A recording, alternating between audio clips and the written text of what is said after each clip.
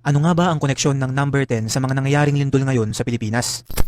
Mga kaibigan, kung titignan natin ang mga lindol sa ating bansa, ay simula noong September 30 hanggang sa kasalukuyan October 10, ay kapansin-pansin na ang mga pangyayaring ito ay konektado sa number 10. Una ay noong nangyari ang 6.9 magnitude na lindol sa Cebu, ito ay naganap sa eksaktong alas 10 ng gabi o 10 PM. Sunod ay nito sa eksakto ring 10:30 ng umaga, at kung bibilangin natin, matapos mangyari ng malakas na lindol sa Cebu, ay 10 araw lang ang makalipas ngayong araw din na to, October 10, bandang 10 o'clock rin ng umaga, nagkaroon naman ng 7.4 magnitude na lindol sa Davao Oriental, Manay area. Take note mga kaibigan, halos lahat ng mga lindol na to ay nangyari din sa ika-10 buwan ng taon. Nating sabihing nagkataon lamang ang bagay na to na lahat sila ay konektado sa number 10. Pero alam nyo ba na ayon mismo sa biblical teachings, ang numerong ito ay sumisimbolo sa divine order at pagpapakita ng kapangyarihan ng Diyos, kagaya na lamang ng mga sulat sa Biblia tulad ng 10 Commandments, 10 Plagues at Parable of the 10 Virgins. Base naman sa numerology, ang number 10 ay ang pinagsamang numero ng 1 at 0 na sumisimbolo sa pagkakaroon ng panibagong buhay o sistema na pinaniniwalaan ng ilan bilang senyales di umano ng paparating na isang malaking trahedya na magre-resulta sa pagkakaroon ng tinatawag na new cycle.